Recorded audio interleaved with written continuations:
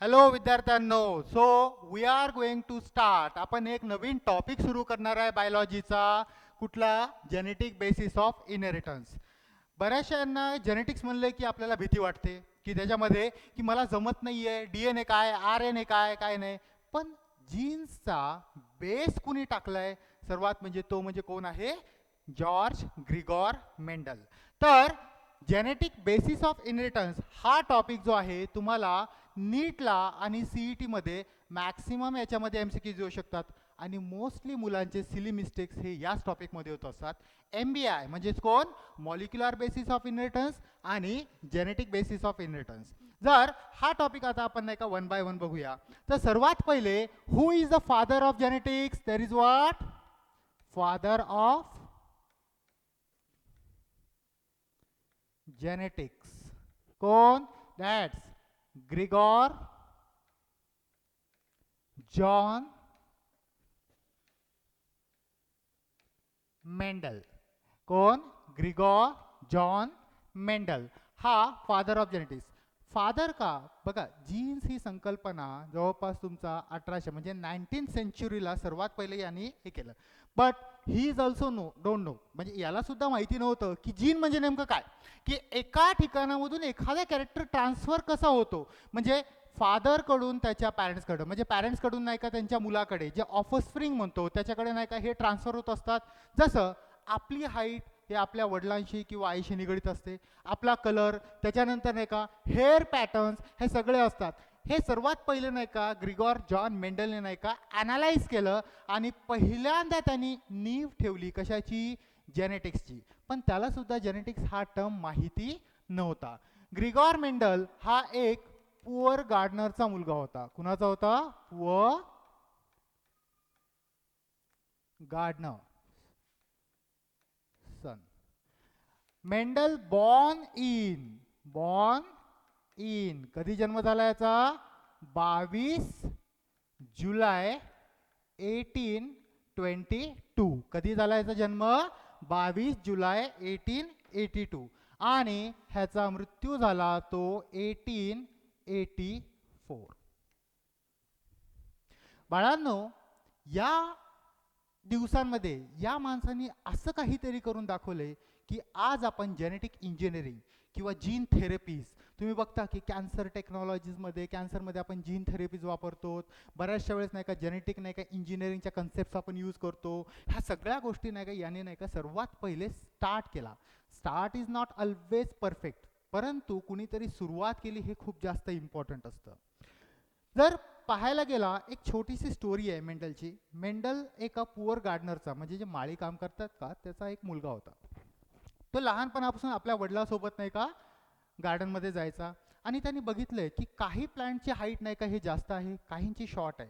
काही प्लांट्सला हे colourful flowers आलेत, काहींना नाही का व्हाईट फ्लावर्स आलेत. मग हे डिफरन्स का आला? याच्यावरनं त्यांनी त्याचे एक्सपेरिमेंट स्टार्ट केलं. त्यालाच आपण मेंडेलियन एक्सपेरिमेंट म्हणतो. काय म्हणतो आपण त्याला? Mendelian experiment. त्याच्यानंतर he join as a priest in church. चर्चमध्ये त्यांनी एका प्रीस्टची जॉब केली आणि तो तिथे ही टीच मॅथमॅटिक्स,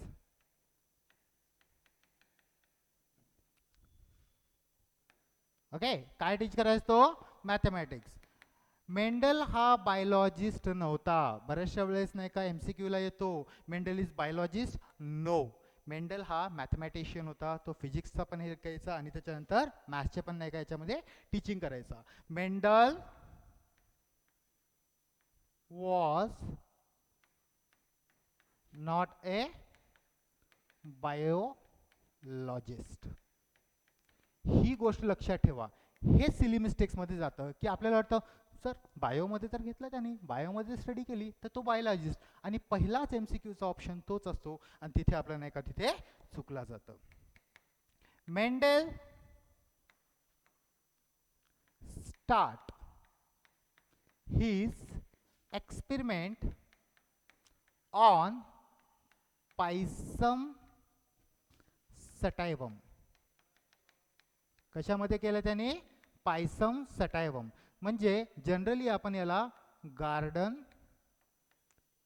पी असं म्हणतो. What is my garden pea? Garden pea म्हणजे जे आपण नाही का मार्केटमध्ये जातो, जे शेंगा आणतो, कशाचे? वाटाणा. ओके, त्याच्यावरती सर्वात पहिले त्याने एक्सपेरिमेंट नाही का स्टार्ट केला. याआधी काही टर्मिनॉलॉजीज आपण नाही का याच्यामध्ये बघूया. There is a comes to what a terminologies. First of all, what is mean by gene? Gene म्हणजे नेमकं काय? Gene is a fundamental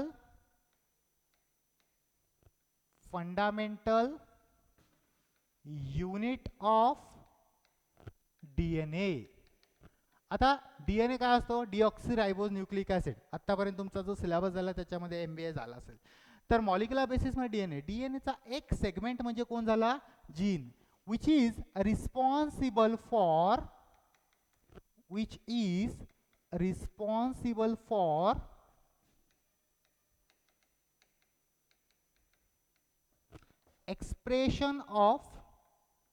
expression of a particular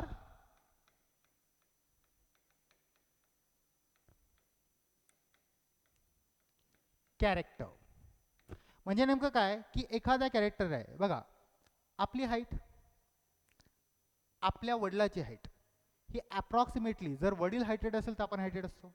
वडिलाचा किंवा आईचा कलर जर का समजा सावळा असेल, गोरा असेल किंवा काळा असेल तर तो ट्रान्सफर होत असतो. बरोबर आहे ना? तर कधी कधी काय होतं की कलर्स हे डिफरंट पण असू शकतात. आई वडील गोरे तरी नाही का मुलगा कधी कधी काळा होतो. याच्यामध्ये कुठल्याही प्रकारचं नाही का याच्या हे नसतो की कुठलाही जीन हा कधी पण नाही का एक्सप्रेस होऊ शकतो. कळाला का? आजी आजोबा पंजोबा जे आहेत का त्यांच्यामध्ये सुद्धा हे जीन काय होऊ शकतात, इथे एक्सप्रेस होऊ शकतात याच्यामध्ये. पण मेंडल called फॅक्टर. मेंडलनी त्या जीनला टर्म काय दिला होता सांगा मला? Factor. Mendel call the factors to what a gene. तर जीनला काय संबोधलं त्याने? फॅक्टर असं केलं. कारण मेंडलची स्टडी ज्यांनी सुरुवात केली ती होती 19th सेंचुरी म्हणजे 1856च्या जवळपास. कळालं का? आणि 1865 पर्यंत त्यांनी 10 वर्ष स्टडी केली त्याच्यावर. पण जीन हे कन्सेप्ट आला 1903 ला. कळालं का? जीन हा कन्सेप्ट कोणी केला? That gene term described by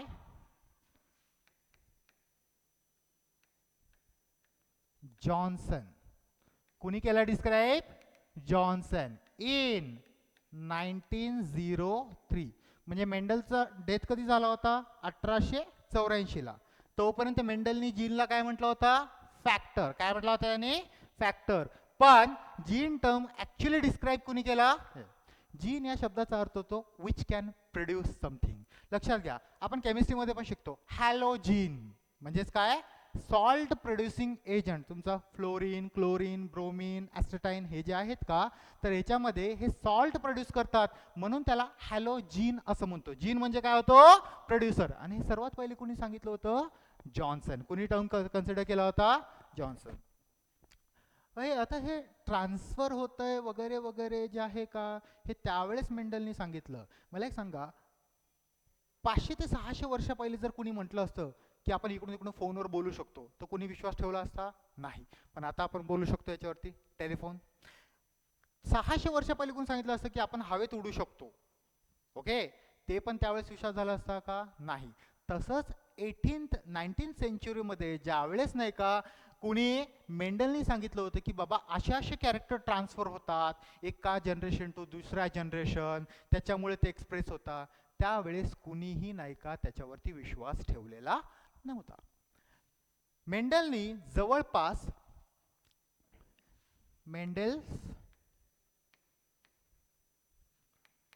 एक्सपेरिमेंटसाठी जो आहे एक 70x7 मीटर स्क्वेअरचा एक प्लॉट त्याने काय केलाय की एक्सपेरिमेंटसाठी घेतलाय.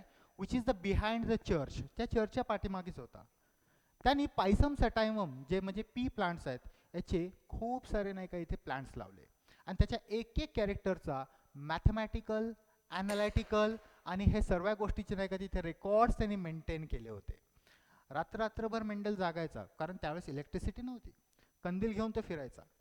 त्यावेळेस लोक त्याला म्हणायची, अरे हा कोण वेडा फिरतोय तिथे, अरे हा तर मेंडल आहे, कोण मेंडल, काहीतरी गार्डन पी वरती काहीतरी एक्सपेरिमेंट वगैरे करतोय. कारण त्यावेळेस त्याही सिच्युएशन नव्हती जी आता आहे, कळालं का. तर या एवढ्या याच्यामध्ये नाही का प्लॉटमध्ये एक्सपेरिमेंट करायचा. आणि अप्रॉक्सिमेटली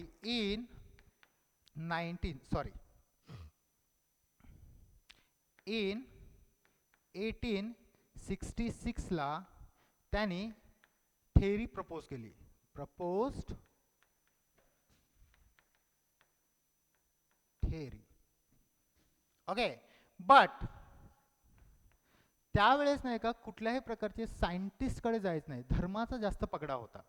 म्हणजे 19 सेंचुरीला जे आहे 1866 मध्ये धर्माचं म्हणजे काय की विज्ञान असो, मायथॉलॉजी असो, कुठले असो. आज जर आपल्याला विज्ञानातला एखादा शोध लागला तर आपण कुणाकडे जाणार की एखादा सायंटिस्ट असेल त्याला दाखवणार, किंवा एखादा प्रॉपर फिजिक्सचा तुम्हाला काहीतरी नवीन वाटला तर तुम्ही फिजिक्सच्या टीचरला विचारत. तसं नव्हतं.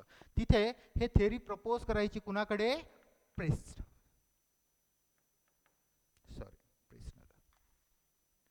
प्रपोज करायची in front of pope. Pope म्हणजे कोण, धर्मगुरू, कळालं का. आता मोठा जर एखादा माणूस असेल आणि त्याला एखादी गोष्ट समजली नाही तर तो हे नाही म्हणणार त्याच्यामध्ये की मला ही गोष्ट कळलं नाही, तो डायरेक्ट म्हणणार हे चुकीचं आहे, कारण त्याला कोण अपोज करणार. असंच काहीतरी झालं मेंडलच्या सोबत. 10 वर्ष रात्रंदिवस त्याची मेहनत, त्याचा जो काही थेअरी आहे ती प्रॉपरली नाही का ॲक्सेप्ट करण्यात नाही आली, पब्लिश नाही झाली, आणि इन फ्रंट ऑफ मेंडल जो आहे ते फेकण्यात आली, आणि मेंडल फायनली अंतर्मुख झाला. आणि मेंडलने सोडलं की जाऊ दे, मला हे काही करायचं नाही, कारण माझ्या आयुष्यातले मेन 10 वर्ष मी याच्यासाठी दिलं. नॉट इवन द कुणी ॲक्सेप्ट सुद्धा नाही केलं त्या थेअरीला, की त्याने रीड सुद्धा नाही केलं यावेळेस. मग अशा टाइमला काय झालंय की ती थेअरी काय झाली, रिजेक्ट झाली. काय झाली, ती थेअरी रिजेक्ट झाली. आफ्टर ऑल दॅट इन 1900, कधी 1900, 3 सायंटिस्ट होते. दॅट्स ह्युगो डी व्राइस, कोण, Hugo de Vries, Carls Correns and Tisha Mark.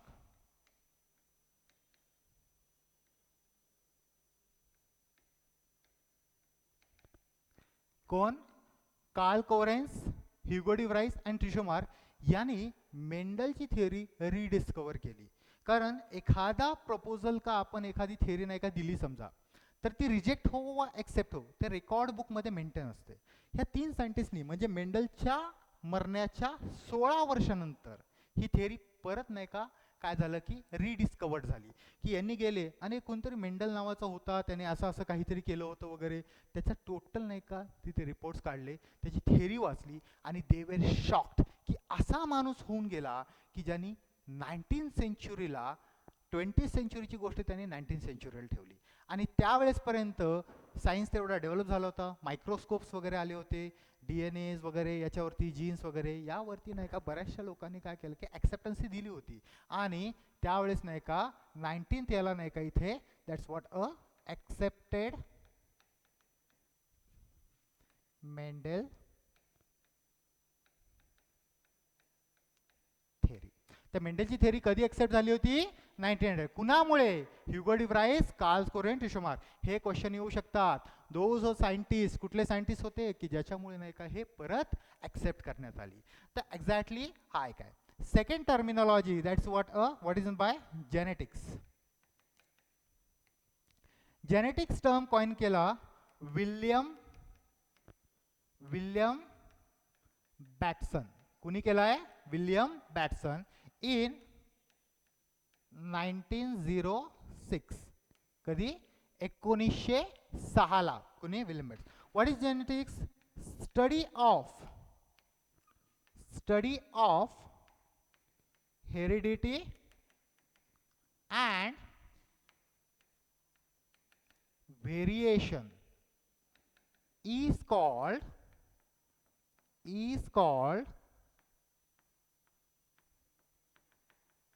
Genetics. काय म्हणतो आपण त्याला? बघा, study of what? Heredity as well as variation. या दोघांच्या स्टडीला काय म्हणतो आपण? जेनेटिक्स. सो जीन जेनेटिक्स याच्यामध्ये कन्फ्यूज होऊ नका. परत एकदा रिवाइज करतो. फॅक्टर कुणी सांगितलं होतं? मेंडलनी. त्याला जीन हा शब्द माहिती नव्हता, कारण जीन टर्म कुणी डिस्क्राईब केलं? Johnson in 1903. हे डेट सुद्धा लक्षात ठेवा बाळांनो. डेट सुद्धा नाही का याच्यामध्ये विचारल्या जाऊ शकतात. मग तुम्ही म्हणशाल sir what is mean by heredity and the variation? माझे कॅरेक्टर माझ्या पॅरेंट्सकडनं आले, म्हणजे माझे पॅरेंट्स झाले, मी त्यांचा ऑफस्प्रिंग झालो. काय झालो? त्यांचा ऑफस्प्रिंग झालो. ऑफस्प्रिंग म्हणजे काय? आपण आपल्या पॅरेंट्सचे कोण आहेत? ऑफस्प्रिंग. पण आपण आपल्या आजी आजोबाचे कोण आहेत? प्रोजेनी. काय म्हणतो आपण त्याला? प्रोजेनी. बरेच वेळेस कन्फ्युज होते, सर ऑफस्प्रिंग आणि प्रोजेनी मधला डिफरन्स काय असतो? प्रोजेनी म्हणजे काय? की अँसेस्ट्रल चालू आहे, आजी आजोबा त्यांचे मुलं हे जे जनरेशन आहे त्याला आपण काय म्हणतो? प्रोजेनी. पण आपले जे अपत्य असतात, म्हणजेच काय? आपण आपल्या आई वडिलांचे कोण आहे? ऑफस्प्रिंग. कळालं का? So what is mean bye heredity?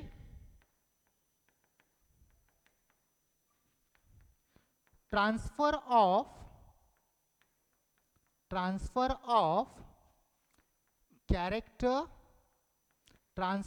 character from one generation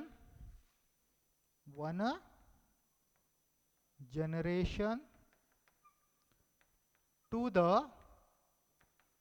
next generation is called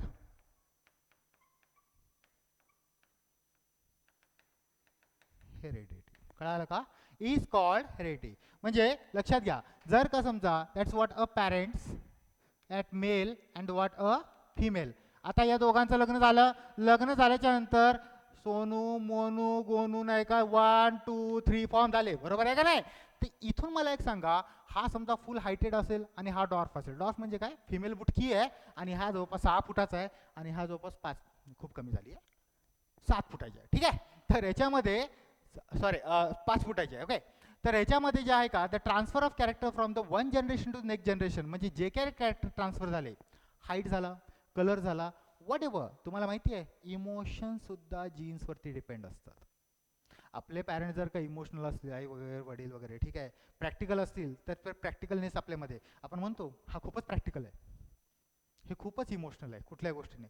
हे सुद्धा कॅरेक्टर कुठून ट्रान्सफर होतं सांगा मला? आपल्या पॅरेंट टू हे. So whatever the character is transfer from the one generation to the next generation is called as that hereditary character. त्याच्यामध्ये आपण चेंजेस बघितलेलंच नाहीये.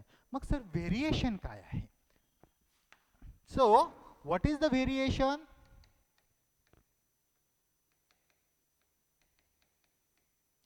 लक्षात घ्या, आपण मोठे झालो, वडील आणि आपण जनरली बघतो की बाबा वडिलासारखा दिसतो. बरोबर आहे ना? त्याच्यानंतर नाही का वडिलासारखा दिसतो म्हणजे एक्झॅक्ट सेंट 100% वडिलासारखा दिसतो का? कॉपी होते का? नाही. कलर वडिलाचा येतो, आईचा येतो, परंतु एक्झॅक्ट सेम कलर येतो का? नाही. थोडा बहुत चेंजेस असतात. त्यालाच म्हणतो आपण व्हेरिएशन. तर हेरिटरी आणि व्हेरिएशन मधला फरक काय? जे काही कॅरेक्टर्स आपल्या पॅरेंटकडून ऑफस्प्रिंगकडे ट्रान्सफर झाले त्याला काय म्हणतो आपण? Hereditary character. आणि पॅरेंट टू ऑफस्प्रिंगकडे जाताना थोडेफार जे चेंजेस असतात त्याला काय म्हणतो आपण? व्हेरिएशन. मग याची डेफिनेशन कशी करू शकतो आपण? बघा, there is what the character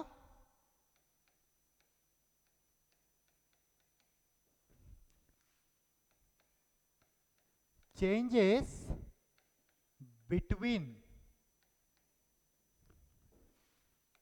parents and their offspring. आता ऑफस्प्रिंग तुम्हाला आत्ताच सांगितलं. काय असतं ऑफस्प्रिंग म्हणजे काय? बोला. म्हणजेच काय? त्यांची मुलं किंवा त्यांचे हे. कळालं का? तर याच्यामध्ये offspring is called as and between their sibling and between their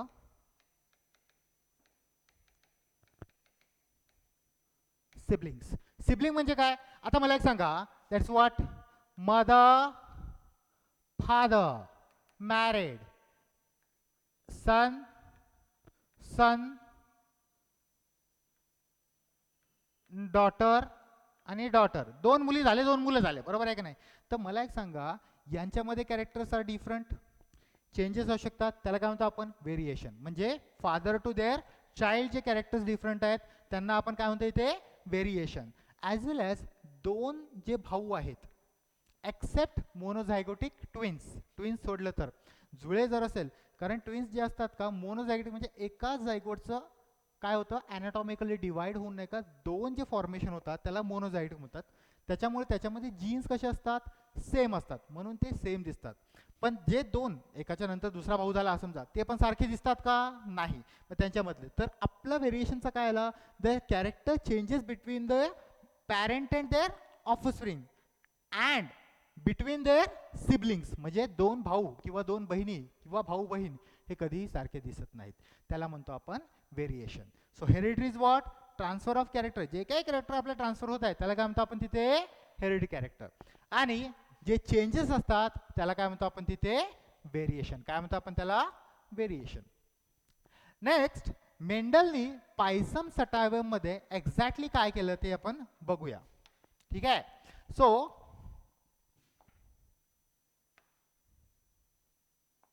okay, Mendel select Pisum sativum. कधीही ज्यावेळेस तुम्ही बायनोमियल नेम लिहिता, म्हणजेच काय सायंटिफिक नेम लिहिता, तर त्याच्या खाली पहिला जो आहे तो कॅपिटलने आणि दुसरा जो आहे तो स्मॉलने असायला पाहिजे आणि हे डबल अंडरलाईन असायला पाहिजे. हे नियम आहे बाळांनो. हे लिहिलं नाही तर तुम्हाला थिअरीमध्ये सुद्धा मार्क्स मिळणार नाहीत. कळालं का? मेंडल कशावरती सिलेक्ट केला? तर ह्याच्यामध्ये जे आहे he selected 7 contrasting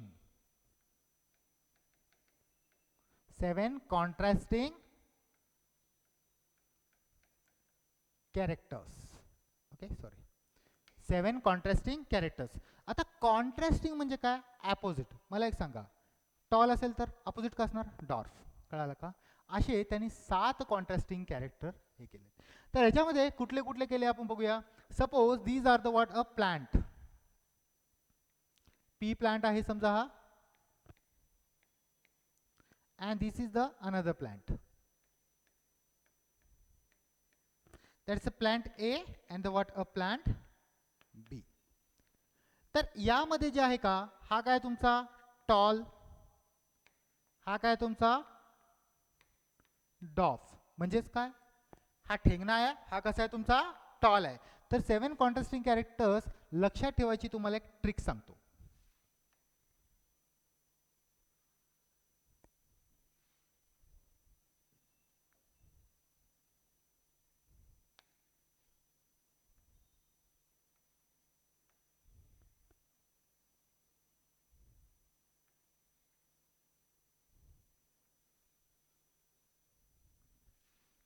okay, SR number म्हणजेच काय? Serial number.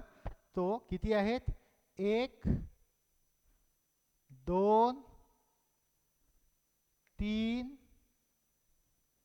4 5 6 आणि 7. So in that there is what? A पहिले आपण बघूया कॅरेक्टर. सो कॅरेक्टर कुठले होते?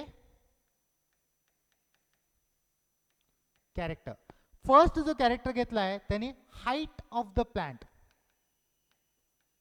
Height of plant. आता प्लांटचा हाईट जो आहे याच्यामध्ये कॉन्ट्रास्टिंग कॅरेक्टर आहे. एक असतो डॉमिनंट आणि दुसरा असतो रिसेसिव्ह. तर हे डॉमिनंट आणि रिसेसिव्ह काय आहे ते तुम्हाला नेक्स्ट स्लाइडमध्ये तुम्हाला डिटेलमध्ये समजेल. फक्त सध्या लक्षात घ्या, शब्दशः अर्थ घ्या. डॉमिनंट या शब्दाचा अर्थ होतो की कुणाच्या वरती वर्चस्व असणे, आणि रिसेसिव्ह म्हणजे काय? याच्या अगेन्स्टमध्ये हा काहीच बोलत नाही. घरामध्ये पण असं असतं बऱ्याचशा वेळेस. कसं होतं की किचनमधून कधी कधी जोरात जर का आईचा आवाज आला समजा तर वडील चुपचाप बाहेर बसतात, बरोबर आहे का नाही? So that is the dominant of what? Mother. आणि फादर काय? रिसेसिव्ह. भाऊ आणि बहीण असेल समजा, जर भाऊ डॉमिनंट असेल आणि त्याला बघायचं असेल क्रिकेट टी व्हीवरती आणि बहिणीला बघायचं असेल समजा एखादा सिरियल, तर मला एक सांगा, क्रिकेट बघायला आत्ता मला एक सांगा, दोघं जर का समजा टीव्हीच्या समोर बसले तर काय लागेल? भाऊ डॉमिनंट आहे तर कोण? क्रिकेट लागेल त्याच्यामध्ये. तर हा जो असतो का डॉमिनंट म्हणजे काय की मी मोठा. तर याच्यामध्ये डॉमिनंट हाईट ऑफ प्लांट कुठला आहे तुमचा? That's what a tall and dwarf. काय आहे तुमचा? टॉल आणि डॉर्फ. टॉलला आपण लिहूया कॅपिटल टी आणि डॉर्फला आपण लिहूया स्मॉल टी. कधीही डॉमिनंट हे कॅपिटल टीने लिहायचं आणि रेसेसिव्ह जे आहे ते स्मॉलने लिहायचं, म्हणजे लेटर्स जे आहे capital or the small. Second, seed shape. Seed कुठला असणार आहे? शेंगा. You know that's what a pod. Pod of what? A pea plant. ठीक आहे. तर याच्यामध्ये सीडचा shape that's what a round and wrinkled. Round and wrinkled म्हणजे काय? मला एक सांगा, राऊंड अँड रिंकल्ड म्हणजे काय की एक तर पूर्ण गोल. रिंकल्ड या शब्दाचा अर्थ काय होतो बघा, आपण जर का कपडे धुतले आणि त्याला प्रेस नाही केलं तर आपण म्हणतो की रिंकल्स आले. रिंकल म्हणजे काय? खाचकुचलेले. So there is what a capital R small R. लक्षात घ्या. काय तुमचं सीडचा शेप पहिला काय झाला तुमचा? Height of plant that is what tall and the dwarf. त्याच्यानंतर सीडचा शेप काय? राऊंड आणि रिंकल्ड. थर्ड, सर आता हे लक्षात कसे ठेवायचे 7 कॉन्ट्रास्टिंग कॅरेक्टर? पहिले तर हाईट घेऊन टाकला आपण. पहिले बघा काय घेतला? हाईट. त्याच्यानंतर सरळ सीडचा शेप घेतला. सीडचा कलर घ्या. सीडचा colour that is what a red and yellow. एकच मिनिट, सॉरी हा.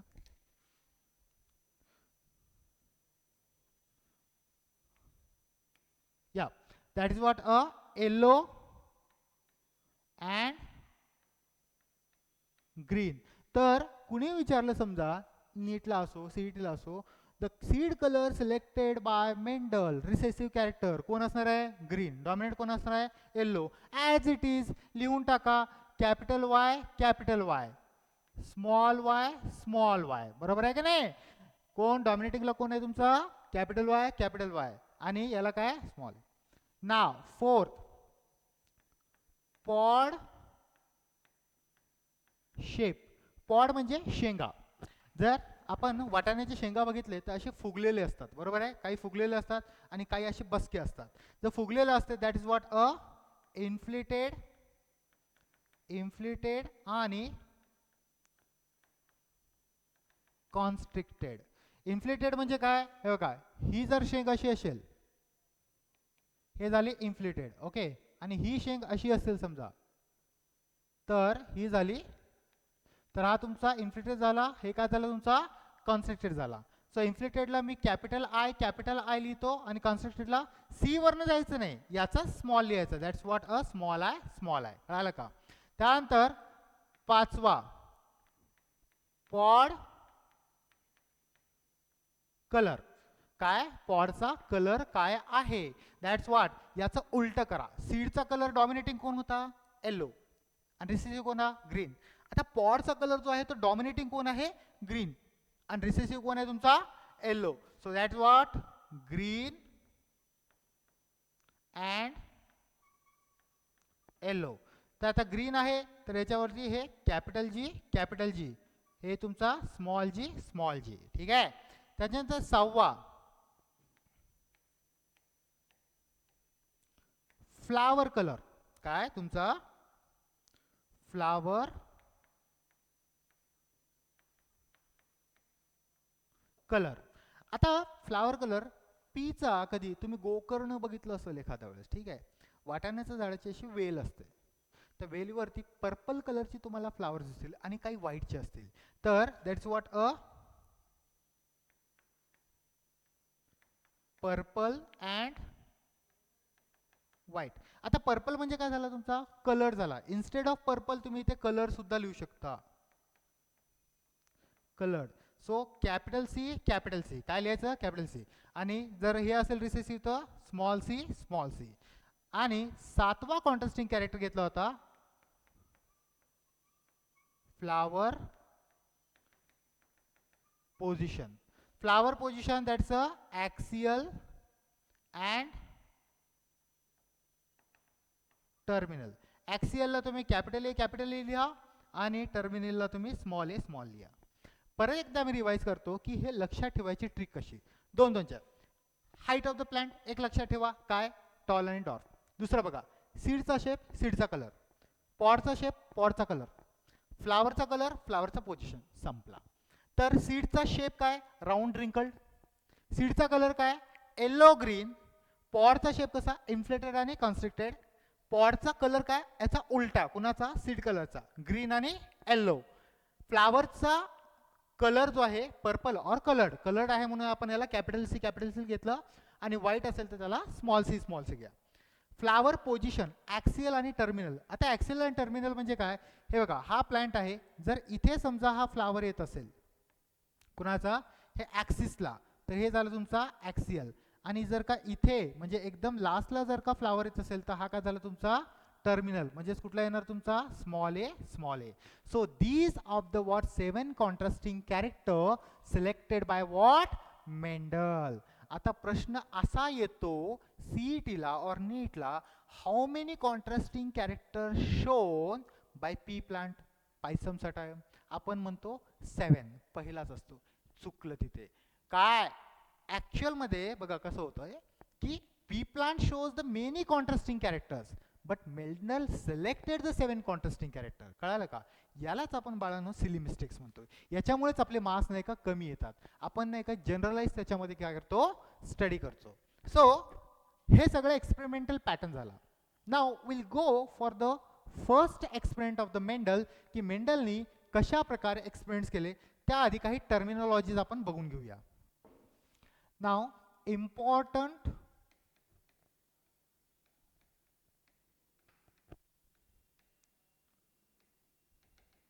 terminology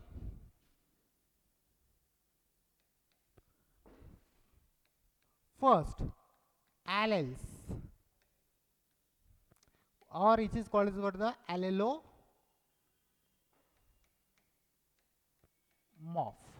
ठीक आहे. ॲलल जे आहे देर is what is by diploid आपण त्याला 2n लिहितो बरोबर आहे की नाही. दॅट जर का समजा हाईट ऑफ द प्लांट मध्ये डॉमिनेट कोण म्हटलं होतं आपण टॉल. टॉल म्हणजे कोण झाला कॅपिटल टी बरोबर आहे. आणि शॉर्ट मध्ये कोण झाला होता स्मॉल टी. तर हे कुठला आहे तुमचा रिसेसिव्ह आणि हा कुठला आहे तुमचा dominant. So that is one, it is what a pair of the genes or the what a pair of the genes or the what the genes that are two genes or the what there is a multiple allelism मध्ये एकापेक्षा जास्त gene येऊ शकतात त्याच्यामध्ये. that's what a pair of genes. तर तुमचा जर बघितला that's a capital T capital R small r y small y, these all terms are the what alleles. काय म्हणतो आपण याला बोला alleles. म्हणजे जे आपण यूज करणार आहे तर ह्याला काय म्हणतो आपण alleles. नाव सेकंड होमोझायगस. काय म्हणायचं त्याला homozygous. The same types of alleles is called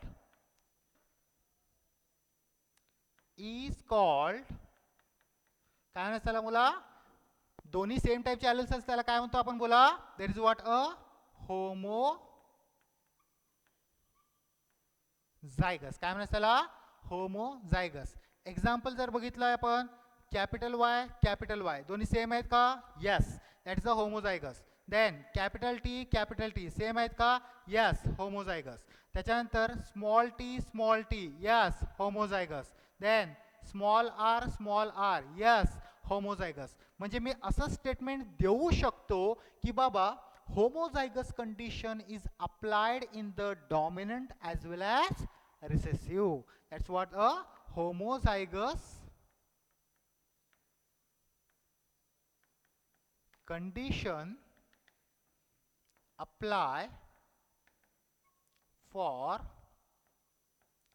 dominant as well as recessive. Simple concept आहे. काय आहे होमोझायगस? होमो म्हणजे काय? सारखे. कॅपिटल असे दोन्ही सेम असेल होमोझायगस. रिसेसिव्ह मध्ये जरी समजा दोन्ही स्मॉल टी स्मॉल टी, आणि जर का समजा इथे कॅपिटल टी स्मॉल टी असेल तर ते होमोझायगस होईल का? नाही, कारण ते डिफरंट फॉर्म ऑफ ॲलल्स आहेत, त्यामुळे त्याला म्हणतो आपण हेट्रोझायगस. सो नाव नेक्स्ट जो आहे याच्यामध्ये will see third is what? A heterozygous. Okay, heterozygous condition म्हणजे काय? There are the two different form of the alleles in the combination is called as what? Heterozygous. There are what? Two different types of alleles. कळालं का? तर दोन different म्हणजे कोण? Capital T small T heterozygous condition, capital R small R कोण आहे तुमचा? Heterozygous condition. म्हणजे लक्षात घ्या. आता मला एक सांगा, हे रिसेसिव्ह आहे, हे डॉमिनेंट आहे. थोड्या वेळा पहिले सांगितलं की डॉमिनेटिंग जो आहे तो रिसेसिव्ह वरती वरचढ असतो. मग याला मी शॉर्ट म्हणू का, म्हणजे डॉर्फ म्हणायचं का टॉल म्हणायचं? कारण टॉलचा पण जीन आहे आणि डॉर्फचा पण आहे, पण डॉमिनेटिंग कोण आहे तुमचा? Capital T. म्हणून हा heterozygous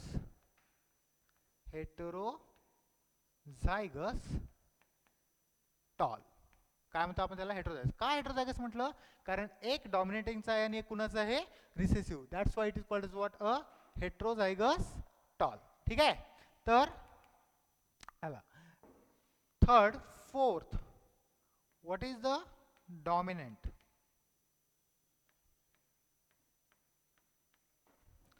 Now, expression of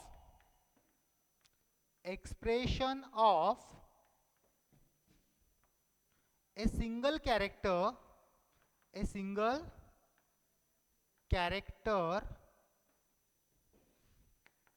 in the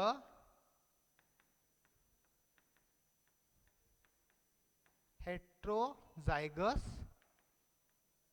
form. म्हणजेच काय की हेट्रोझायगस म्हणजे दोन सेपरेट आहेत, म्हणजे दोन वेगळे आहेत. एक डॉमिनेंट आणि एक रिसेसिव्ह आहे, एक कॅपिटल आहे एक स्मॉल आहे. जर आपण सीडचा शेप बघितला आहे तर शेपमध्ये राऊंड हा डॉमिनेटिंग आहे आणि जो रिंकल आहे तो काय होता तुमचा? रिसेसिव्ह होता. तर जर का मी बघितलं expression of single character in the what? Heterozygous form. तर हेट्रोझायगस फॉर्म बघा, लक्षात घ्या, कॅपिटल आर आणि स्मॉल आर. ठीक आहे. कॅपिटल आर कुणासाठी आहे? राऊंडसाठी. स्मॉल आर कुणासाठी आहे? रिंकलसाठी. पण हे हेट्रोझायगस फॉर्ममध्ये आहे. सो यामध्ये हा कोण झाला तुमचा? राऊंड. कोण झाला तुमचा? राऊंड. का रिंकल्ड नाही आला? कारण हा कोण आहे? रिसेसिव्ह. म्हणजे जो कॅरेक्टर कुठल्या हेट्रोझायगस कंडिशन मध्ये एक्सप्रेस होतो त्याला आपण काय म्हणतो? Dominant character. म्हणजे दॅट कॅपिटल आर म्हणजे सुद्धा काय झालं तुमचा? राऊंड. आणि कॅपिटल आर आणि स्मॉल आर म्हणजे काय झालं तुमचा? राऊंड. मग दोन्ही राऊंड मध्ये डिफरंट काय आहेत? पहिला आहे तुमचा होमोझायगस. म्हणजे सेम टाइप ऑफ द ॲलेल्स आहेत. आणि हा काय झाला तुमचा? बोला.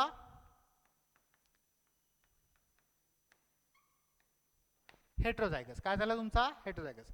म्हणजे दोन्हीही याच्यामध्ये कुठला आहे तुमचा? राऊंड आहे. म्हणजेच मी हे स्टेटमेंट देऊ शकतो की दॅट्स अ डॉमिनंट कॅरेक्टर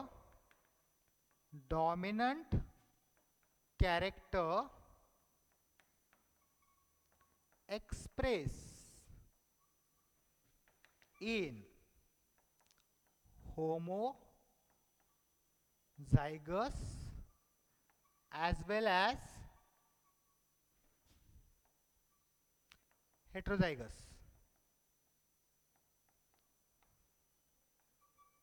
ठीक आहे. तर डॉमिनंट कॅरेक्टर काय? की homozygous as well as heterozygous या दोघांमध्ये सुद्धा काय होतं त्याच्यामध्ये एक्सप्रेस असतो. बाळांनो व्यवस्थित लक्ष द्या, परत एकदा रिवाईज करून बघा हा व्हिडिओ. तुम्हाला काय प्रत्येक गोष्ट एक एक डिटेलमध्ये सांगितली, कारण याचे आपण MCQs घेणार आहेत. जसाच हा एक एक बीट्स होणार, एक एक ना एक पर्टिक्युलर बीट्स होणार मॅक्सिमम याच्यामध्ये, त्याचे MCQs डायरेक्टली इथे येतील. ते MCQs आपण सॉल्व्ह करून घ्या. त्याच्यामुळे तुम्हाला मॅक्सिमम अमाऊंट ऑफ काय होणार याच्यामध्ये प्रॅक्टिस होणार. काय होणार तुमची मॅक्सिमम अमाऊंटमध्ये प्रॅक्टिस होणार.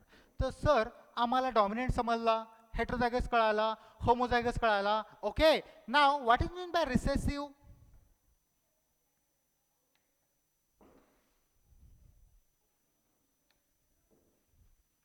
Okay, now fourth is what? A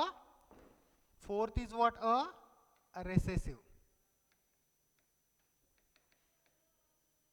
Okay, the recessive जो आहे का, that the character which is expressed only in the homozygous condition. म्हणजे नेमकं काय, जर मला डॉफिझम पाहिजे असेल तर मी कॅपिटल टी स्मॉल टी लिहिलं तर डॉफिझम येईल का? नाही, मला काय लिहावं लागेल, फक्त स्मॉल टी लिहिलं तरच. म्हणजे काय, द कॅरेक्टर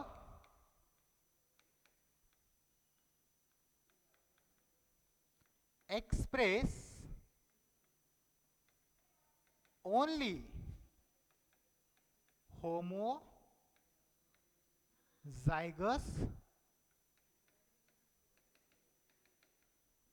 condition. ठीक आहे, काय character which is express in the homozygous condition. Example small T for what? A dwarf. Small A म्हणजे कुठला झाला होता, फ्लावरचा पोझिशन, काय टर्मिनल. ठीक आहे, आता बघा लक्षात घ्या, हे दोन्ही पण सेम आहेत. म्हणजे रेसेसिव्ह कॅरेक्टर हे कधी होतं, फक्त ह्याच्यामध्ये. कन्सिडर करा, एका घरामध्ये दोन बहिणी आहेत, एक भाऊ आहे. भाऊ हा डॉमिनेटिंग आहे. ज्या वेळेस, जसं मी आता तुम्हाला एक थोड्या वेळा पहिले नाही का एखादा क्रिकेटचा एक्झाम्पल दिला, तो एक्झाम्पल आता आपण परत घेऊया. कन्सिडर करा, हा तो भाऊ आहे, ही ती बहीण आहे. दोन बहिणी आहेत, एक भाऊ आहे. जर का समजा दोन सेम भाऊ लागले समजा, तर हे तर तुमचा प्युअर टॉल होणार याच्यामध्ये. आता हा डॉमिनेटिंग आहे, कोण आहे तुमचा डॉमिनेटिंग. हा म्हणतो मला क्रिकेटच बघायचा. काय म्हणतो आपण, मला क्रिकेट बघायचा. बहीण म्हणते माझं थोडं सिरियल लावून दे की. ते म्हणते चल बाजूला, बरोबर आहे की नाही. म्हणजे ज्यावेळेस हा भाऊ आणि बहीण हे दोन्हीही सोबत असेल तरी पण काय होणार, तुमचा टॉलच होणार. का, कारण हा डॉमिनेटिंग आहे, हे सोबत असून चुपचाप बसणार याच्यामध्ये. राज्य कधी लागेल, सिरियल कधी येणार, ज्यावेळेस दोन छोट्या छोट्या रिसेसिव्ह बहिणी सोबत आले, मग तुमचा काय होणार इथे डॉफ. म्हणजेच काय, सिरियल लागेल इथे. तर recessive condition is always express in the what? A homozygous condition. Is that clear? Okay. आता नेक्स्ट जो लेक्चरमध्ये आहे, आपण नाही का ॲक्च्युअल मेंडलचे एक्सपेरिमेंट, म्हणजेच काय, what is the monohybrid cross, dihybrid cross, त्याच्यानंतर मेंडलचे 3 laws, law of dominant, law of segregation, त्याला प्युरिटी ऑफ गॅमेट म्हणतो, आणि लॉ ऑफ इंडिपेंडेंट असॉर्टमेंट, हे 3. आणि त्यानंतर मग निओ मेंडलिझम, म्हणजे मेंडलच्या नंतर. कारण मेंडल लकी होता की त्यांनी पायसम सटायवम नावाचा प्लांट सिलेक्ट केला. त्याच्या व्यतिरिक्त दुसरा केला असता तर त्याचे मे बी नाही का एक्सपेरिमेंट नाही का फुलफिल झाले नसते तिथे. कारण पी प्लांट असा आहे की प्रॉपर कॉन्ट्रास्टिंग कॅरेक्टर दाखवतात. टॉल आहे, डॉर्फ आहे, बरोबर आहे, कलर्ड आहे, व्हाईट आहे, राऊंड आहे, रिंकल्ड आहे, आणि त्यांनी 7 कॉन्ट्रास्टिंग कॅरेक्टर केला. So Y Mendel success? Mendel maintain the what? A entire record of the what? A cross. कळालं का? त्यांनी पर्टिक्युलर नाही का सगळ्या याचा क्रॉस त्यांनी मेंटेन केला होता. त्याच्यानंतर त्यांनी टोटल कॅल्क्युलेशन्स तिथे प्रॉपरली केले. मॅक्सिमम अमाऊंटमध्ये प्लांट लावले की जर का समजा एखादा एक्सपेरिमेंट फेल जरी गेला तर बाकी त्याचा रेफरन्सला तिथे असायला पाहिजे. ही सिलेक्टेड द पायसम सटायवम कारण पी प्लांट एका वर्षामध्ये 3 ते 4 जनरेशन देतो. पी प्लांट वाटाणा जो आहे ते 3 ते 4 महिन्याचा त्याचा होतो. म्हणजे तुम्ही सीड लावलाय, झाड उगवलं आणि त्याचे फ्लावर लागले, हे किती महिन्यात होतं? फक्त 3 ते 4 महिन्यामध्ये. तर 4 ते 12. सो अप्रॉक्सिमेटली एका वर्षामध्ये 3 वेळेस नाही का तो घेऊ शकला असता. जर त्यांनी मँगो ट्री घेतला असता तर आंब्याचं झाड वाढायलाच 5 वर्ष लागले असते. त्याचा सीड येणार कधी, तो एक्सपेरिमेंट करणार कधी, आणि तो तिथेच राहिला असता, बरोबर आहे का नाही. म्हणून त्यांनी काय केला, त्याच्या सक्सेसमुळे की त्यांनी पी प्लांट नाही का इथे सिलेक्ट केला. So this is the what? A up to A. So one time एक शॉर्ट आपण रिव्हिजन घेऊया सगळ्याची की एक्झॅक्टली काय काय झालं होतं. बोला, जेनेटिक बेसिस ऑफ इनहेरिटन्स कोण आहे? द फादर ऑफ जेनेटिक्स कोण आहे? George Gregor Mendel. कुणाचा मुलगा होता? एका गरीब गार्डनरचा मुलगा होता. तो नाही का गार्डनमध्ये जायचा आणि तिथून त्याची क्युरिओसिटी इन्क्रीज झाली आहे आणि हळूहळू क्युरिओसिटी इन्क्रीज झाल्यामुळे त्याने नाही का काही एक्सपेरिमेंट्स केले. त्याचा जन्म 22 जुलै 1822ला झालाय. कधी? आणि मृत्यू कधी झाला? 1884. याच फेजमध्ये 1856 ते 66 मध्ये त्याने एक्सपेरिमेंट केला, पण त्याचा एक्सपेरिमेंट जो आहे अनफॉर्च्युनेटली काय केलाय? रिजेक्ट केलाय. काय केला होता तिथे? रिजेक्ट केला होता. Gene is the fundamental unit of what DNA which express the what a character, किंवा एखादा पर्टिक्युलर सेगमेंट ऑफ DNA की जो काय करतो? कॅरेक्टर एक्सप्रेस करतो. जीन हा टर्म सर्वात पहिले कोणी कॉइन केला? लक्षात ठेवायचं, जॉन्सन. कोणी केला? जॉन्सन. कधी केला होता? 1903ला. कधी केलाय? 1903ला. पण मेंडलला जीन नावाचा टर्म माहित नव्हतं, कारण 1903च्या आधीच त्याची मृत्यू झाली आहे. तर त्यावेळेस तो जीनला काय म्हणायचं आहे? बोला, फॅक्टर. काय म्हणायचं त्याला? फॅक्टर. मेंडल्स एक्सपेरिमेंट कशामध्ये स्टार्ट केले त्याने? त्याच्या चर्चच्या पाठीमागे. तो ॲज अ प्रिस्ट म्हणून जॉब करायचा. चर्चच्या पाठीमागे 70x7 स्क्वेअर मीटरची एक जागा होती. तिथे त्याने पी प्लांटचे नाही का एक्सपेरिमेंट नाही का सुरुवात केली. त्याच्यानंतर इन 1866ला त्याने थेअरी प्रपोज केली, परंतु त्याची थेअरी अनफॉर्च्युनेटली काय झाली? तिथे रिजेक्ट झाली. कारण त्यावेळेस ती जीन्स वगैरे फॅक्टर, तू काय बोलायला, मला मेंडल काहीच कळणार गेलं, डोक्याच्या वरून बाउन्सर गेले सगळ्यांच्या, आणि तो रिजेक्ट झाला त्यावेळेस तिथे. 1900 मध्ये ह्युगो डी व्राईस, कार्ल कोरेन्स आणि टिशोमार्क हे 3 सायंटिस्टनी हे जे थेअरी आहे परत काय केली? त्याने रिडिस्कवर केली आणि ॲक्सेप्टेड द मेंडल थेअरी. तुम्हाला माहिती आहे बाळांनो, हे थेअरी एक्सेप्ट झाल्याच्या नंतर ज्या युनिव्हर्सिटीमध्ये, युनिव्हर्सिटी ऑफ ब्रून, ज्या युनिव्हर्सिटीमध्ये त्याची थेअरी रिजेक्ट करण्यात आली होती, त्याच युनिव्हर्सिटीमध्ये आज मेंडलचा पुतळा आहे. लक्षात घ्या. त्याच्या मेल्याच्या नंतर कुठलीही जी आहे मेहनत ही वाया जात नाही. फक्त काम व्यवस्थित असायला पाहिजे आणि तुम्ही कन्सिस्टंटली केला तर बट ऑब्व्हियसली आहे सक्सेस हे तुम्हाला कधीही मिळते. इथे जेनेटिक्स हे टर्म सर्वात पहिले कॉइन केलं होतं विल्यम बॅटसननी. विल्यम बॅटसननी 1906ला, दॅट्स वॉट 1906ला सर्वात पहिले जेनेटिक्स हा टर्म कॉइन केला होता. डेट, सायंटिस्ट आणि टर्म हे लक्षात ठेवा. सीईटीला खूप important. Study of heredity and the variation. Genetics म्हणजे काय? Study of heredity and the variation, त्याला काय म्हणतो आपण तिथे? जेनेटिक्स. हेरिडिटी म्हणजे काय? Transfer of character from one generation to the next generation. Height of the parents, colour of the parent to the their child. कळालं का? याला काय म्हणतो आपण तिथे? Hereditary characters. That is the transfer of. And what is a variation? Variation म्हणजे काय? Changes between the what a parent and their offspring. ऑफस्प्रिंगमध्ये आणि बिटवीन देअर सिबलिंग. सिबलिंग म्हणजे काय? की दोन भाऊ सुद्धा दिसायला सारखे दिसत नाहीत. समजलंय का? मेंडलनी 7 कॉन्ट्रास्टिंग कॅरेक्टर सिलेक्ट केले होते. कुठला? कशावर एक्सपेरिमेंट केला होता? पायसम सटायवम. त्यालाच काय म्हटलं होतं आपण? बोला, पी प्लांट, और which is simple is what a garden pea. ठीक आहे, P plant of the garden pea. तर याच्यामध्ये जे आहे का, ही सिलेक्टेड द 7 कॉन्ट्रास्टिंग कॅरेक्टर. म्हणजेच plant shows, it shows a many contrasting character. हे लक्षात घ्या.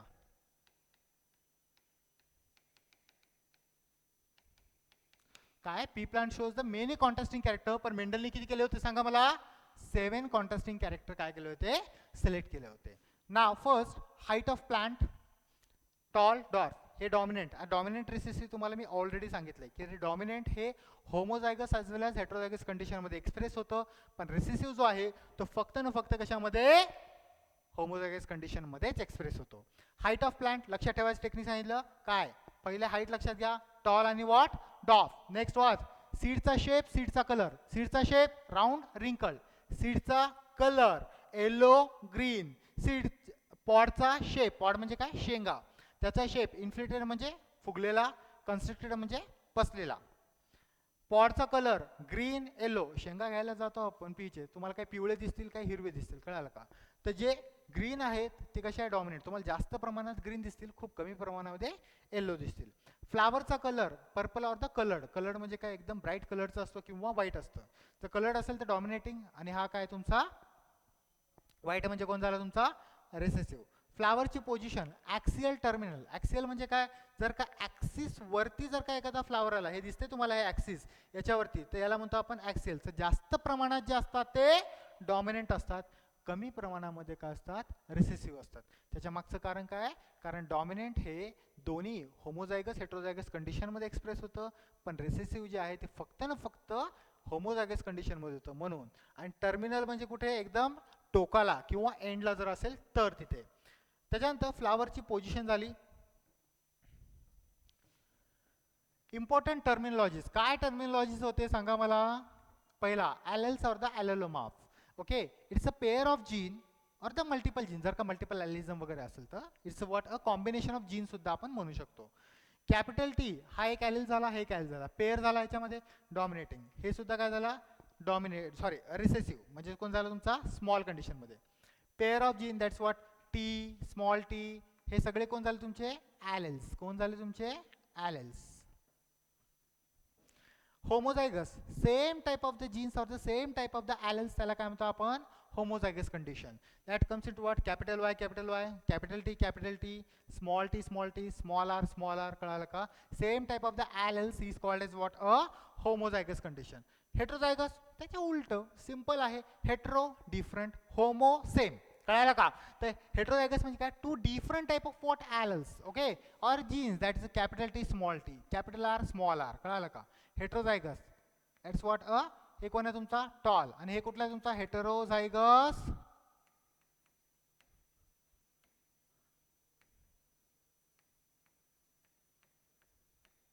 राऊंड. काय तुमचा, हेट्रोझायगस राऊंड. का राऊंड आहे, हा डॉमिनेटिंग आहे, राऊंड आहे. पण हेट्रोझायगस काय म्हटलं, कारण ॲलेल्स कसे आहे, डिफरंट आहे. Dominant, the character which is express in the homozygous as well as heterozygous condition, त्याला काय म्हणतो आपण, dominating characters. That's a capital R, small R, round आहे. हा पण राऊंड आहे, हा पण राऊंड आहे. मग हे कोण झाला, कॅपिटल आर म्हणजे कोण झाला तुमचा, डॉमिनेटिंग झाला. दॅट इज अ होमोझायगस आणि हेट्रोझायगस हे दोन्ही कंडिशनमध्ये काय होतं, इथे अप्लाइड होतात. Okay, dominant character express in the homozygous as well as heterozygous condition. कशामध्ये, होमोझायगस आणि हेट्रोझायगस कंडिशनमध्ये.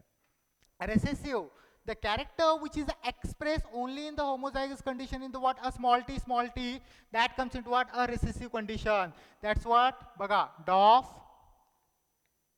आणि हे कोण आहे तुमचा, टर्मिनल. क्लिअर अबाउट दिस. जर इकडे बघितलंय, हे बघा, हे डॉमिनंट, रिसेसिव्ह. तुम्हाला हे एक एक्झाम्पल सांगितलं होता, बहीण आणि भावाचा, त्याच्यामध्ये ऑलवेज भांडणं चालू असतात. ओके, सो नेक्स्ट याच्यामध्ये आपण बघूया की एक्झॅक्टली मोनोहायब्रिड क्रॉस काय, डायब्रिड क्रॉस आहे, आणि त्याच्यानंतर निओ मेंडेलिझम, इनकम्प्लीट डॉमिनन्स, त्याच्यानंतर नाही का को डॉमिनन्स, ह्यांचे एक्झाम्पल्स बघूया आणि कशा प्रकारे ते एक्सप्रेस झाले. Okay, thank you.